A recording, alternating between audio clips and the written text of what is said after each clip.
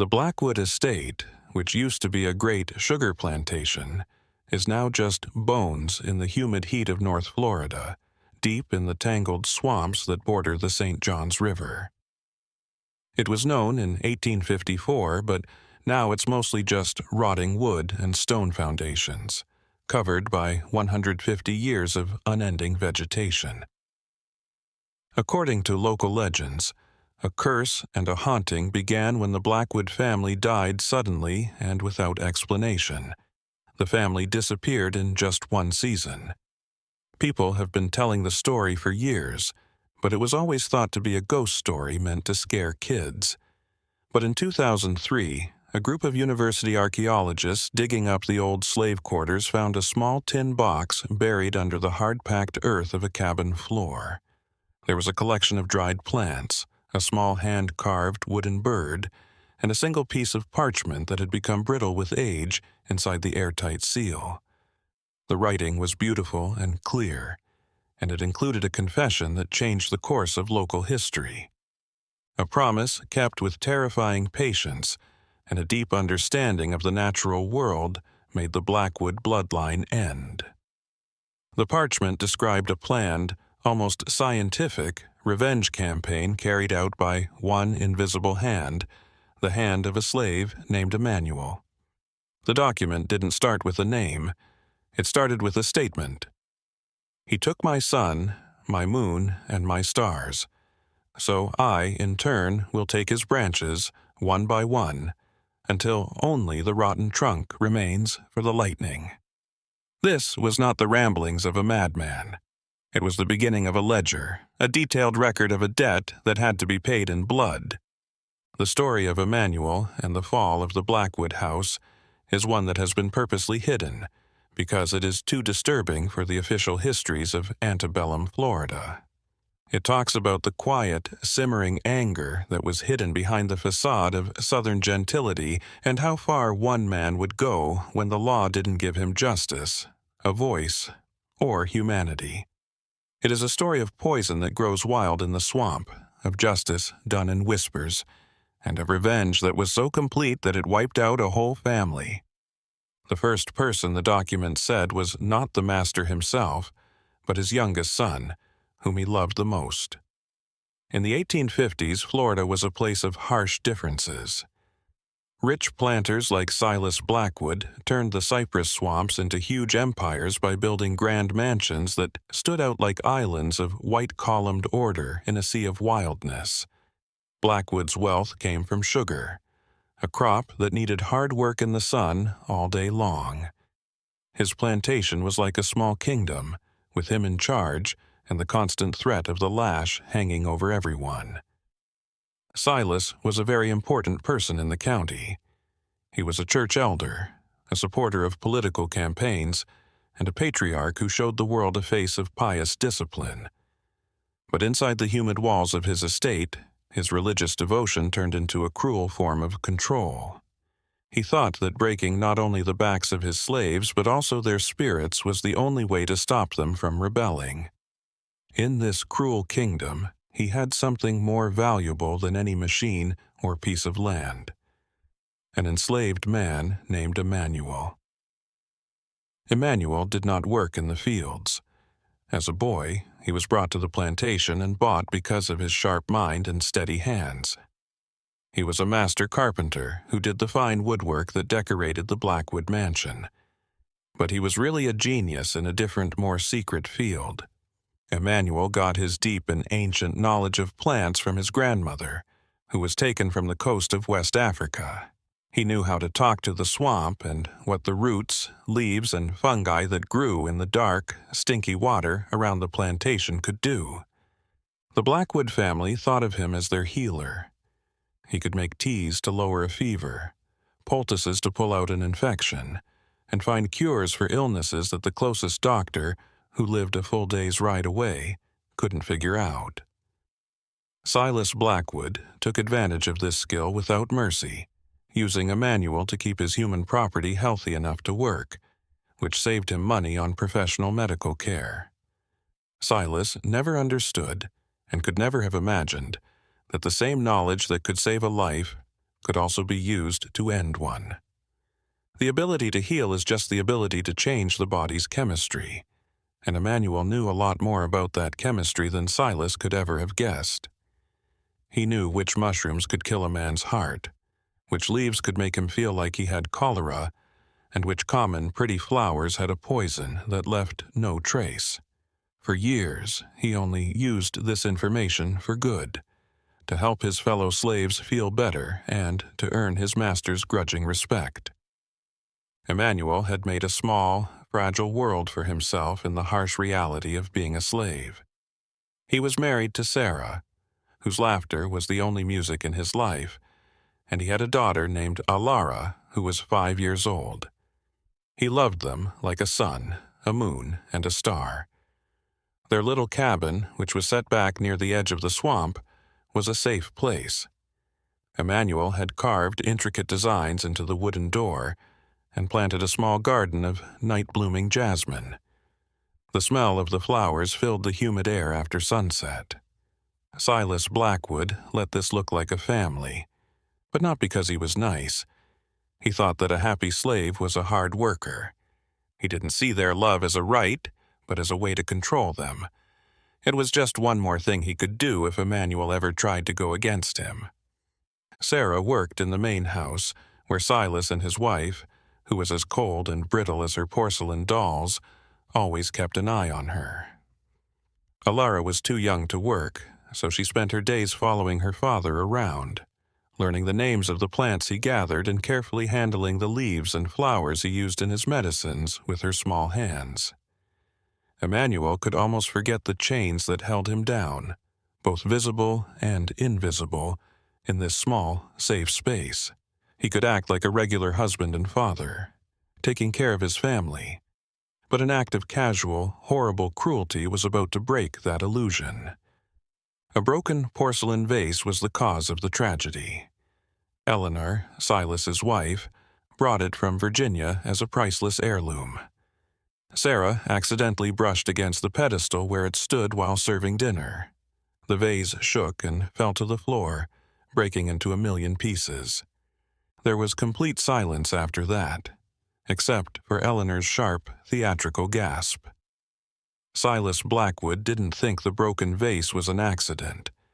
It was an act of disobedience, a break in the perfect order of his world. He needed to set an example in front of his guests. The punishment he came up with wasn't a whipping, which would have been more merciful. He chose to hurt someone in a way that would last forever, with a wound that would never heal. The next morning, a wagon full of slaves drove up the long, oak-lined drive to the Blackwood estate. Silas had sold Sarah and Alara to the sugar plantations in Louisiana, a place where slaves were known to die quickly and where the work was harder and the life expectancy was shorter than anywhere else in the South. He was cutting off the root of Emanuel's world and killing his family to pay for a broken piece of clay. Emanuel begged. He knelt down in front of Silas on the veranda of the big house, where he had spent many hours polishing the floors that would seal his family's fate. He was willing to give up his life, his never-ending work, anything to keep his wife and child. He promised to work every waking hour, never ask for more food, and sleep in the dirt. He begged the man who owned him for mercy, knowing that he would not get it. He took away all of his dignity. Silas looked at his face, which was a mask of cold satisfaction. "You need to learn that everything you have is by my grace," he said in a calm, rational voice. "I can take it all away. This will be a lesson in the true nature of property." He turned around and walked back into his house, leaving Emanuel kneeling in the dust. Emanuel saw that Sarah and Alara had to get into the back of the wagon. Alara was yelling for her dad and reaching out for him with her little arms. Sarah didn't yell. She looked at Emanuel, and her eyes were full of a scary, silent understanding. It was a look that said goodbye and recognized that this was the end. Sarah did something that would seal her fate and start the fire of Emanuel's revenge as the wagon drove away. She spat on the ground in front of the main house, a last act of defiance. Silas Blackwood noticed the gesture.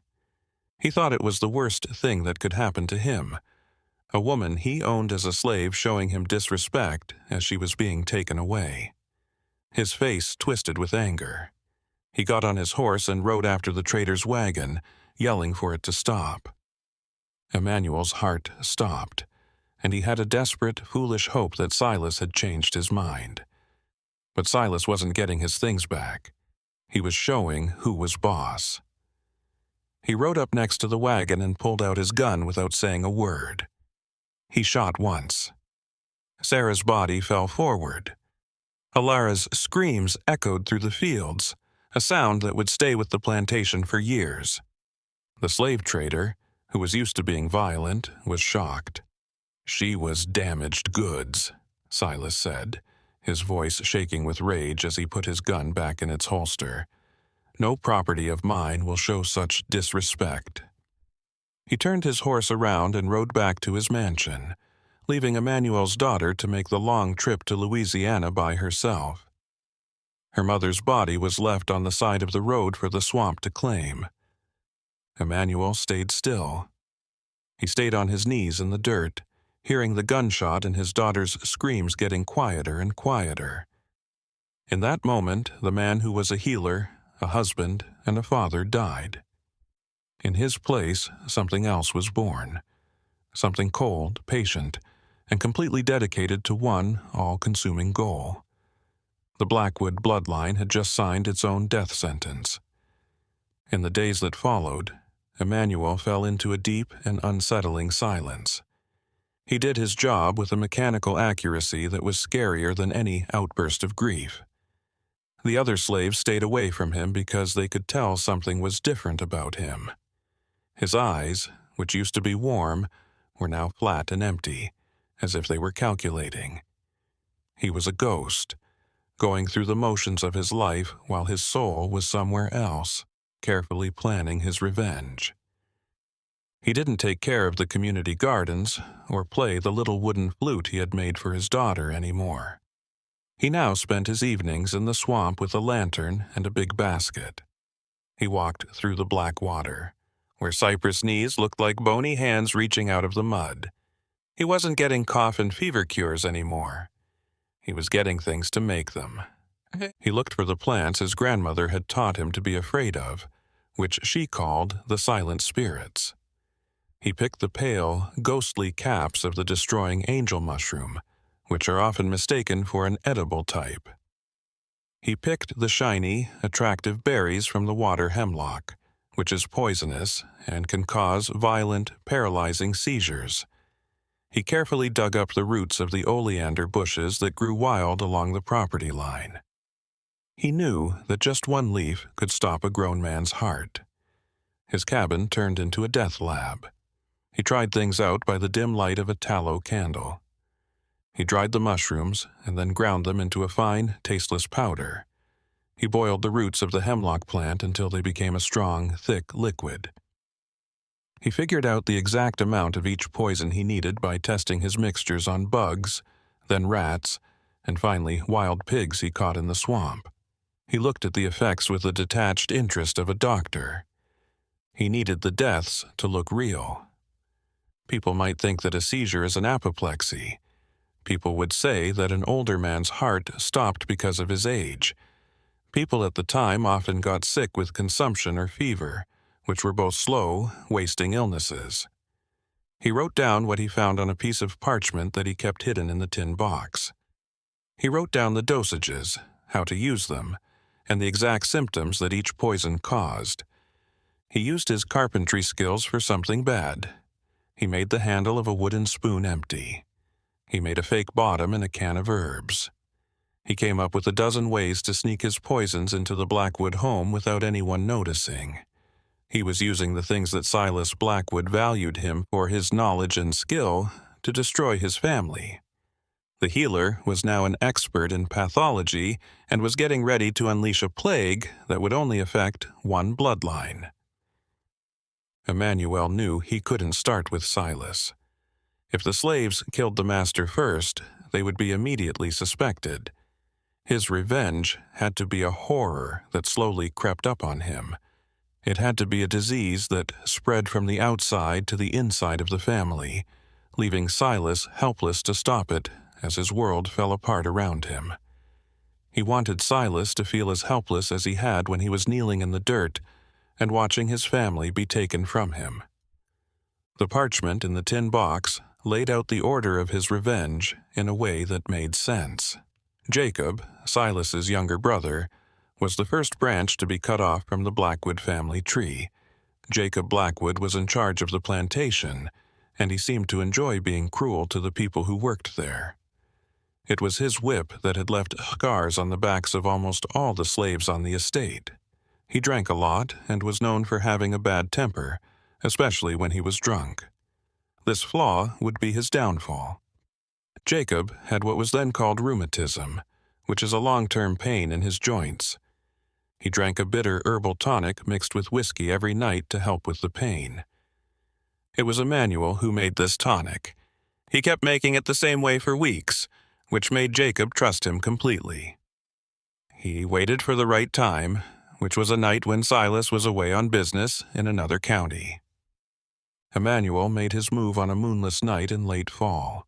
He made Jacob's tonic like he always did, but this time he added a small, carefully measured amount of concentrated oleander extract. The herb's bitterness and the cheap whiskey's burn hid the poison. He took the tin cup to Jacob's small house near the slave quarters, where the overseer could keep an eye on his workers. He watched from the shadows as Jacob drank it all in one gulp, making a face at the taste like he always did. After that, Emanuel waited. He sat in his cabin, which was dark, and listened to the crickets and the owl's call in the distance. An hour went by, then 2.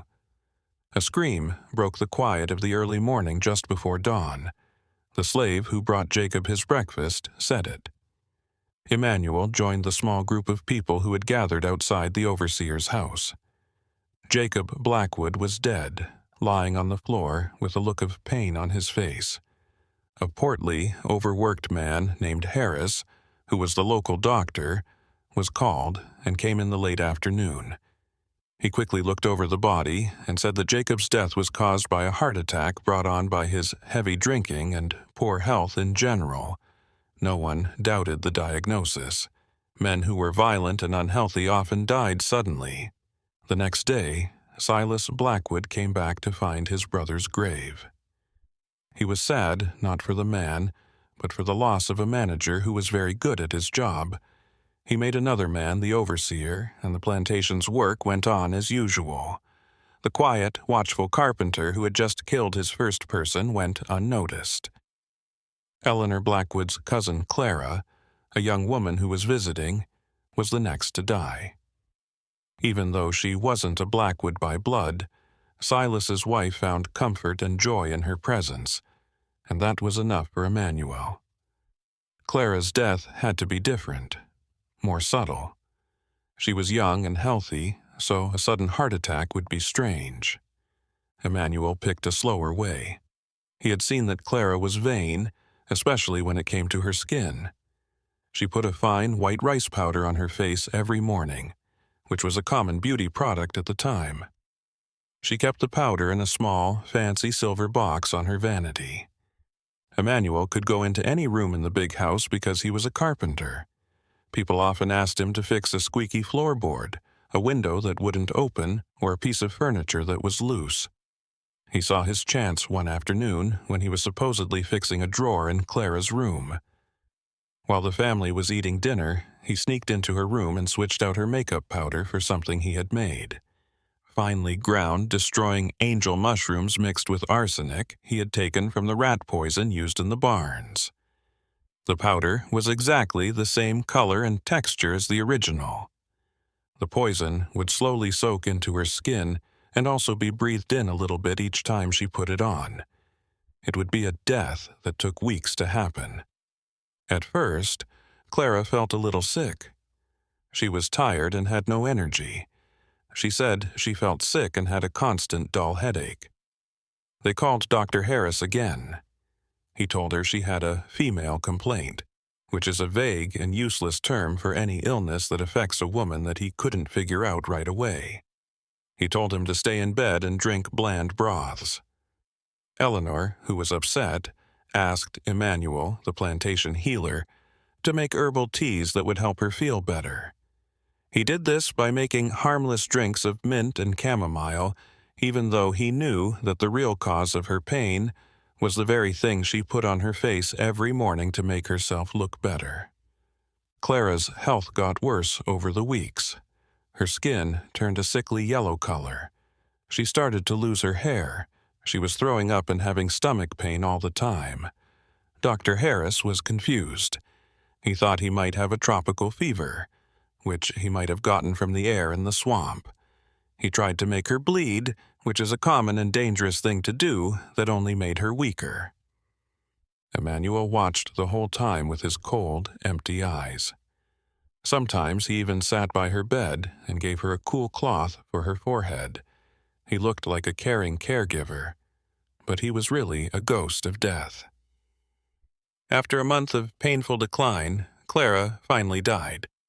They wrote down that she died of a wasting fever of unknown cause. 2 people in the house were now gone, and a seed of fear had been planted. The Blackwood estate was no longer a safe place to live. It was becoming a place of sickness and sadness. You could feel the fear in the big house. Eleanor Blackwood covered the mirrors with black cloth and wouldn't leave her rooms because she thought the house was cursed. Silas, a man who only believed in things he could see and control, told her that her fears were just feminine hysteria. But he still felt a chill of worry. He drank twice as much whiskey every night, and his temper, which was already short, got worse. Emanuel wanted to make this scary atmosphere, and he did. Thomas, Silas's oldest son, was the next person he wanted to kill. He was 17. Thomas was his father's heir and looked and acted just like Silas. He was full of himself, mean to the slaves, and represented the future of the Blackwood family. There would be no subtlety in his death. It had to be violent and shocking, a blow that would break Silas's sense of pride as a father. Hunting was Thomas's favorite thing to do. He would often ride out into the swamp by himself with his prized hunting dogs to look for deer or wild boar. Emanuel knew the boy's routines, like the paths he liked to take and the creeks he crossed. He had a plan to use the swamp itself as the weapon of death. Emanuel chose water hemlock, which the Greeks called the poison of Socrates. A secutoxin, its toxin, attacks the central nervous system and causes horrible, violent convulsions. It is one of the most toxic plants in North America. Emanuel found a thick patch of it growing near a creek that Thomas crossed often while hunting. He didn't have to poison the boy himself. All he had to do was poison his horse. Emanuel mixed crushed hemlock root with a mash of oats and apples one night and put it in a trough where Thomas's favorite stallion lived. The horse, who was hungry for the treat, ate it. Thomas got up the next morning and went out to hunt like he always did. Emanuel saw him go into the trees and knew the boy would never come back. A few hours later, slaves working in the fields near the swamp heard a horrible noise. A man screaming in a way that sounded like he was going to die, and dogs barking in a way that sounded like they were going to die. There was a search party. They found Thomas deep in the swamp close to the creek. His horse was dead, its body twisted and foam around its mouth. Thomas was close by, and his own body was broken and twisted. The scene told a clear but false story. The horse had suddenly gone into a fit, maybe because it had been bitten by a snake and had thrown its rider violently against a cypress tree. Thomas's neck was broken. The accident was very sad and bloody. But when the search party brought the boy's body back to the house, Emanuel, who had joined the group, saw something that no one else did, a small detail that proved he had done what he set out to do. The boy's hands were clenched into hard, claw-like fists, which is a clear sign that he was having painful, full-body seizures from the hemlock just before he fell to his death. Silas Blackwood's armor of denial finally fell apart when his son and heir died. It wasn't a curse, it was an attack. The deaths happened too often and were too strange. His brother, his wife's cousin, and now his firstborn son have all died in the last few months. He started to be consumed by paranoia. He began to doubt his competitors, his neighbors, and even his own slaves. He locked the doors and windows of the big house at night and always carried a loaded gun. He threatened and whipped his house slaves to get them to confess to a crime he couldn't even name. But no one knew anything. The slaves who thought Emanuel might be behind the deaths didn't say anything. They thought it was a kind of punishment from God, or maybe the devil. They were both scared and amazed as they watched Emanuel move around the plantation. He was their quiet avenger, a force of nature that had been set free to punish those who had hurt them. Emanuel, on the other hand, was getting ready for the next step in his plan. He had cut the branches. Now it was time to kill the roots. His next targets were Silas's two remaining kids, a boy and a girl named William and Mary. They were 10 years old. People would have to see their deaths as an act of God, and they would have to happen at the same time. Emanuel knew that every Sunday the twins got a special treat, a small glass of fresh milk from the plantation's prize dairy cow, which was sweetened with molasses. They would drink it after church when the family got home. This ritual, a small island of normalcy in a house full of fear, would be the way he carried out his most horrible act. The poison he picked was strong and had a meaning. He grew a rare and beautiful fungus, a type of ergot that grew on ryegrass in the wettest parts of the fields. Ergot could cause a disease called St. Anthony's fire when eaten. This disease scared Europeans for hundreds of years. It caused hallucinations, a burning feeling in the arms and legs, gangrene, and finally, a painful death. Emanuel, on the other hand, didn't want a slow decline. He distilled the ergot, concentrating its alkaloid toxins into a form that would act much more quickly, causing a quick, terrifying descent into madness and death. He snuck into the dairy barn on a Saturday night. He put a sticky, almost clear paste made from concentrated ergot and molasses on the inside of the twins' special silver cups that they used for their Sunday treat. The Blackwood family came back from church the next day with sad faces. Silas and Eleanor did the sweetened milk ritual as a last-ditch effort to keep things normal. The effect happened very quickly. The twins started to complain about a strange tingling in their hands and feet within an hour. After that, the hallucinations started. They yelled about bugs crawling on their skin and scary faces looking at them from the corners of the room. Their bodies started to move and jerk around without control. Eleanor Blackwood could only watch in horror as her last two children went crazy in a violent, incomprehensible way. Dr. Harris was summoned once more, but he was utterly helpless in the face of such symptoms. He had never seen anything like it before. He talked about a brain fever, or maybe a kind of punishment from God. The twins were dead by the end of the day. Their small bodies, exhausted by the relentless convulsions, simply gave out. They both died within a few minutes of each other. Silas and Eleanor felt like a vengeful God had reached down and put out the last light in their lives. They didn't think this could be poison because they didn't know of any poison that could have such a scary, simultaneous effect on two people. It had to be a supernatural event, a sickness of the soul. The plantation was no longer just cursed, it was damned. The death of the twins destroyed what was left of Eleanor Blackwood's sanity. She wandered the halls of the mansion, a wraith in a black dress, speaking to the ghosts of her children. Silas, now childless, was a man hollowed out by grief and consumed by a helpless rage. The empire he had built, the dynasty he had planned to last for generations, had crumbled to dust around him. He was alone, trapped in a house of memories and death with a wife who had retreated into madness. Emanuel's work was almost finished. Eleanor and Silas were the only ones left. Eleanor would be a kind thing to do. Silas would be a fair thing to do. Emanuel picked a poison for Eleanor that was quick and not too harsh. He made her tea from the leaves of the rosary pea, a pretty, bright red seed that was often used to make jewelry. The seeds have a poison in them that is very deadly. He brought her the tea himself and told her it would help her sleep and calm her troubled mind. She drank it without thinking, her mind too far gone to be suspicious. She fell into a deep sleep and never woke up. Dr. Harris said she died of a broken heart, which was true in its own way. Only Silas was left now.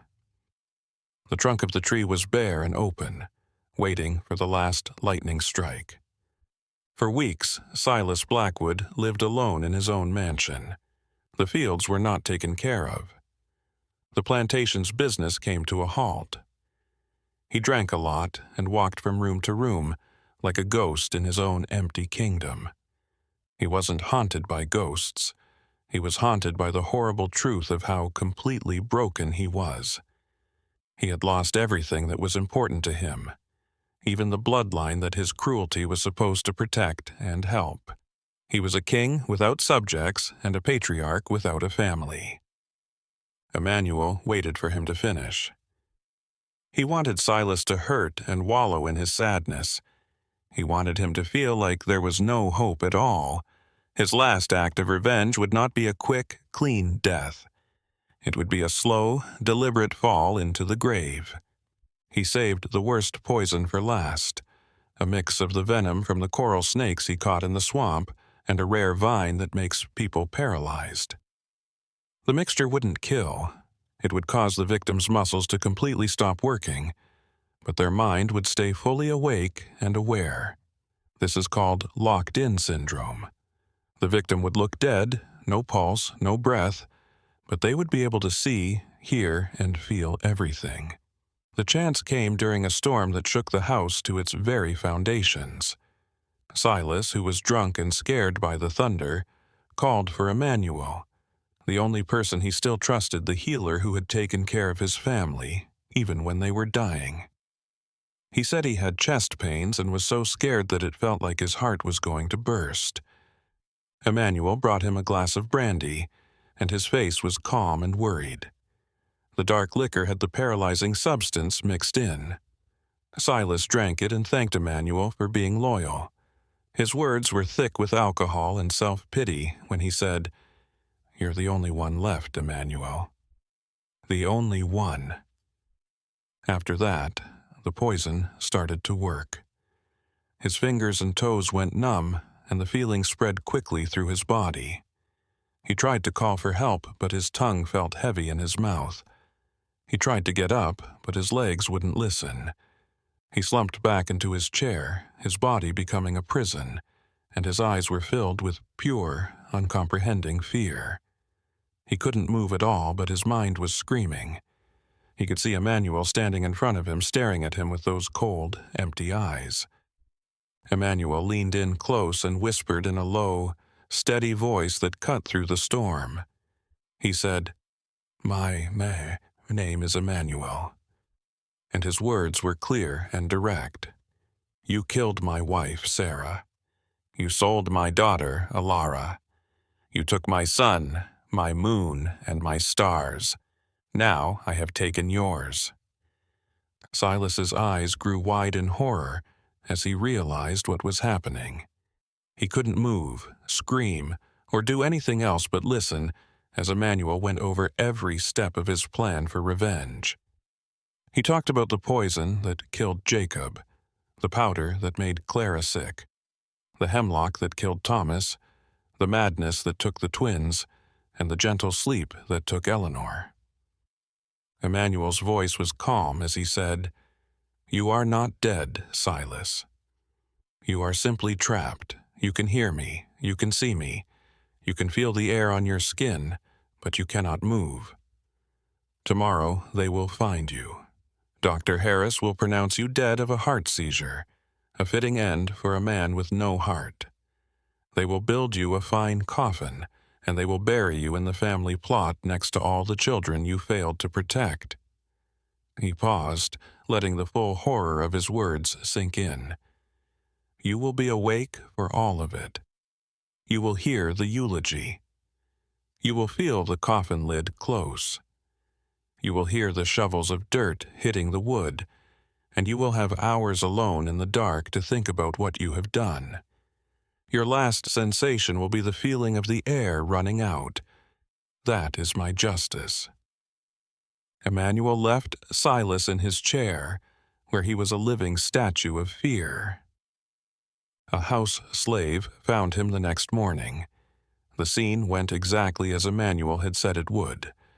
Dr. Harris came, shook his head sadly, and said that Silas Blackwood's heart, which was already weak from grief and alcohol, had finally stopped beating. The last Blackwood had died. The funeral preparations were grand, a final empty tribute to a fallen dynasty. They made the best coffin, which was lined with silk. They brought in a preacher to talk about Silas's supposed good qualities. During the 2-day wake, Silas's conscious mind was a silent, screaming witness to everything that happened. He saw the people who were dressing his body. He heard what his neighbors said to comfort him. He felt the lid of his coffin being nailed shut, which sent him into complete, terrifying darkness. The last thing that happened was the procession to the family graveyard. Emanuel stood with the other slaves at a respectful distance, his face blank. He watched as the first shovel of dirt hit the lid with a dull thud, and the coffin was lowered into the ground. He thought about whether Silas could hear it. He was sure he could. He knew that Silas was fully aware of how horrible it was to be buried alive. He did what he said he would do. Lightning had hit the rotten trunk, and the Blackwood bloodline was now just a memory and a bunch of new graves. After Silas Blackwood's funeral, the plantation became strangely quiet. The estate was in legal limbo because there was no master or heir. Silas hired the overseer after Jacob died, but he didn't have the power or desire to keep the cruel order of the past. The plantation's machine had stopped working. The news of the family's death spread throughout the county, making the Blackwood curse even more famous. People in the neighborhood said that Silas's cruelty had finally brought down a godly or demonic wrath on his house. No one knew the truth. No one who saw the quiet, hard-working carpenter thought he was a methodical killer. For the first time in his life, Emanuel was a man without a master. He was still legally property of an estate with no owner, but in reality, he was free. But he didn't feel happy or like he had won. His desire for revenge had burned him up, leaving him with only a cold, empty space. He had reached his goal, but it didn't bring back his wife or daughter. He learned that justice and peace were not the same thing. The courts decided what would happen to the Blackwood plantation. People who lived far away and had never been to Florida claimed the estate, but the curse stories had already ruined it. People thought the land was cursed and haunted. The family didn't want to live there. They decided to sell everything: the land, the house, the tools, and the people. There was going to be a huge auction. The slaves on the Blackwood estate had a short, uncertain time of freedom, but now they were once again facing the fear of the auction block. Families would be broken up, sold to different owners, and spread out all over the South. This was an unbearable irony for Emanuel. The same system that had killed his family and made him want revenge was about to do the same thing to the people he had tried to protect, even though he had done it in a dark way. He had killed one monster, but the bigger monster of slavery was still indifferent and hungry. He knew he still had work to do. He had one last thing to do, and it wasn't revenge. It was freedom. Emanuel brought the other slaves together in the swamp at night before the auction. He didn't have to tell them what he had done to the Blackwoods because they already knew. He made a plan in the light of the flickering torch. It wasn't a plan to start a rebellion or violence, it was a plan to go away. He was both their doctor and their guide. He knew the swamps better than any other man, black or white. He knew the secret rivers, the islands that weren't on any maps, and the paths that weren't on any maps. He told them about the Maroons, groups of escaped slaves who had lived for generations in the dense forests of central Florida. He gave them a choice: the certainty of the auction block or the uncertainty of a desperate escape to freedom. Every slave, from the oldest field worker to the youngest child, wanted to be free. They disappeared in the dark. With Emanuel in charge, they snuck away from the plantation, leaving behind the cabins, the fields, and the big empty house that had been their prison.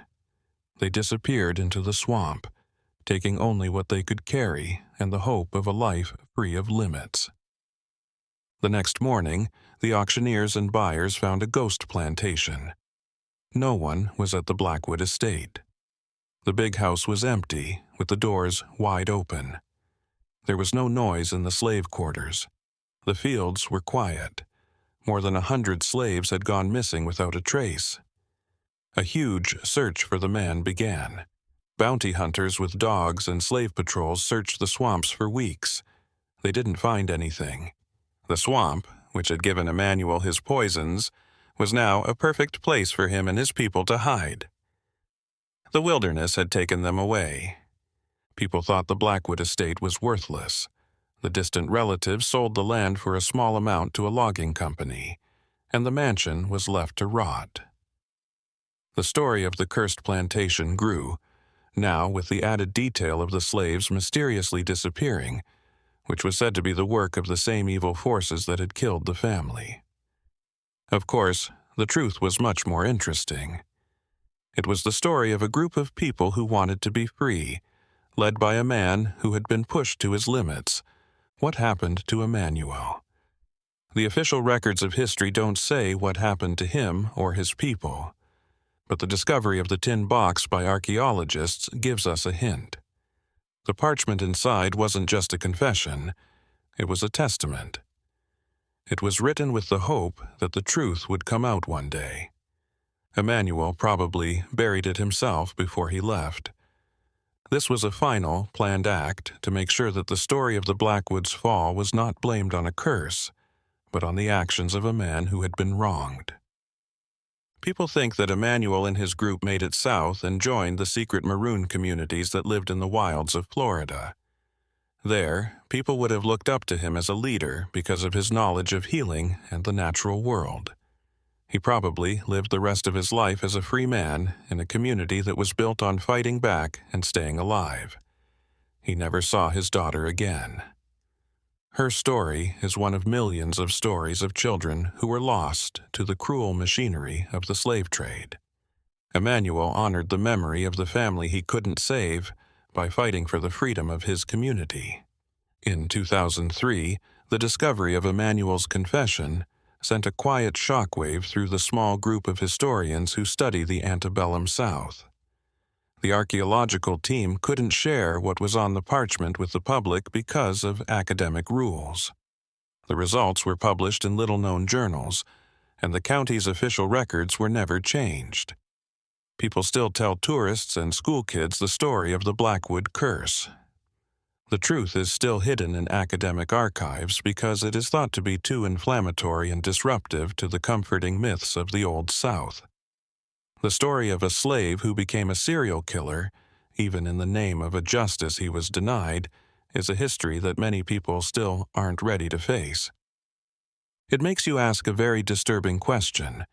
What is the right thing to do in a world where evil is everywhere? Emanuel's actions constituted murder in every legal sense, but they were made in an institution that was itself a crime against humanity on a scale that is hard to understand. His story takes place in a gray area between revenge and justice, between a horrible act and a just rebellion. The Blackwood plantation's decaying remains are a silent reminder of this hidden history. The swamp has taken back the land that was once cleared for sugarcane. The smell of death and the sound of insects fill the air.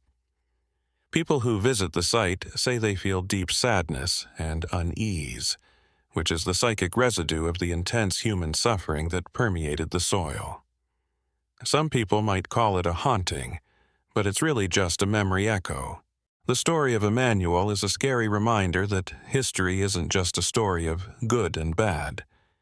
It is a complicated tapestry made up of threads of pain, strength, and the desperate, often violent, fight for dignity that people go through. He was a healer who turned into a killer, and a slave who turned into an executioner. His methods were terrible, but they were based on a state-approved horror that was part of his society. He used the things that kept him down his master's knowledge and the access his job gave him to tear down his oppressor's world from the inside out. He turned into a monster to fight a system that was evil. Emanuel's legacy is not that of a traditional hero. It is a darker, more complicated story about how people can break down. It shows that justice can find other, worse ways to get what it wants when all other options are closed. The parchment he left behind was not just for future historians. It was his last words. It was a refusal to stay anonymous, a demand to be seen not as a piece of property, but as a man who loved, who grieved, and who, when everything was taken from him, found a way to reclaim his own story through an act of total and terrifying revenge. It wasn't enough for him to kill Silas Blackwood and his family to get back at them. It was about getting rid of the Blackwood dynasty, erasing the name from the future, and making sure that the bloodline that benefited from his family's death would no longer exist. He did it in the end. No one from that line has the last name Blackwood anymore. There's only a ghost story left, and the hidden truth about the slave who used the secrets of the earth as his weapon. The story of Emanuel makes us look at the darkest parts of our shared past and face the harsh truths that are at the heart of so much of American history. It makes us think about what justice and punishment mean by making us think about the moral choices of a man who had nothing left to lose. Was his campaign of murder a sign that he was going crazy, or was it a terrifyingly sane way to deal with an insane world? This story from a long-forgotten part of Florida is a stark reminder that the history we read in textbooks is often not the whole truth. People often bury the real stories that show the raw, uncomfortable heart of the past and wait for someone to find them. Until next time, remember that the most important secrets are often right in front of us, just below the surface of the world we think we know.